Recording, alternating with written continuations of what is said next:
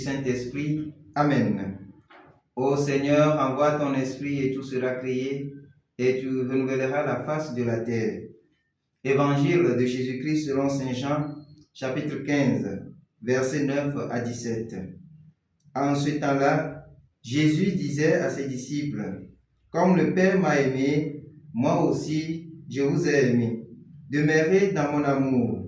Si vous gardez mes commandements, vous demeurerez dans mon amour, comme moi j'ai gardé le commandement de mon Père et je demeure dans son amour. Je vous ai dit cela pour que ma joie soit en vous et que votre joie soit parfaite. Mon commandement le voici. Aimez-vous les uns les autres comme je vous ai aimé. Il n'y a pas de plus grand amour que de donner sa vie pour ceux qu'on aime. Vous êtes mes amis si vous faites ce que je vous commande. Je ne vous appelle plus serviteur, car le serviteur ne sait pas ce que fait son maître. Je vous appelle mes amis, car tout ce que j'ai entendu de mon Père, je vous l'ai fait connaître. Ce n'est pas vous qui m'avez choisi, c'est moi qui vous ai choisi et établi afin que vous alliez, que vous portiez du fruit et que votre fruit demeure. Alors, tout ce que vous demanderez au Père en mon nom, il vous le donnera. Voici ce que je vous commande, c'est de vous aimer les uns les autres. Acclamons la parole de Dieu, louange à toi, Seigneur Jésus.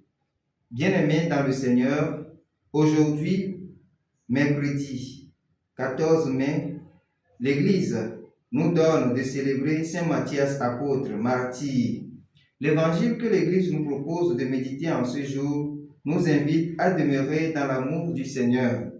L'amour dont Jésus dresse le contour dans cet évangile est loin d'un vague sentiment, d'une vague émotion plus ou moins intense que quelqu'un peut ressentir juste un moment donné pour quelqu'un d'autre.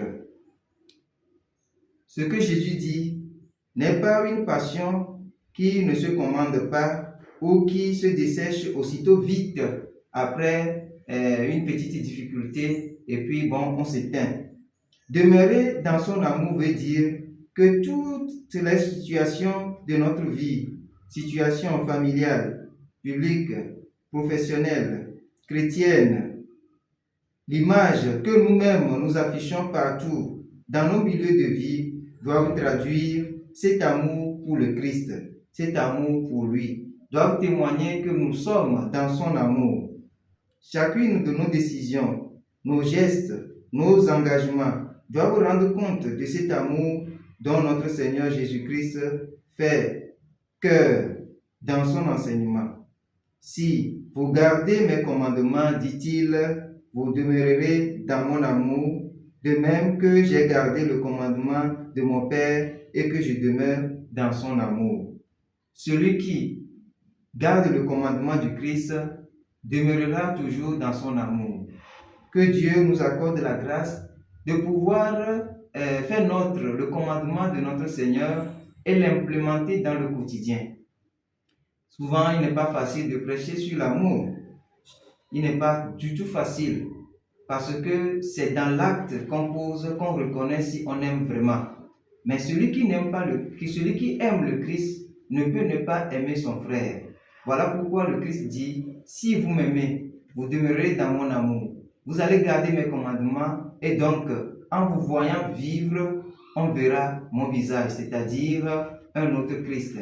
Donc les chrétiens sont appelés à devenir des autres Christ dans le monde pour qu'à travers leur manière de vivre, ils puissent témoigner de cet amour que nous avons reçu aussi de lui. Que Dieu nous accompagne dans cette entreprise et que Saint Matthias, que nous célébrons aujourd'hui, intercède pour nous. Qu'il en soit ainsi maintenant et pour les siècles des siècles. Amen.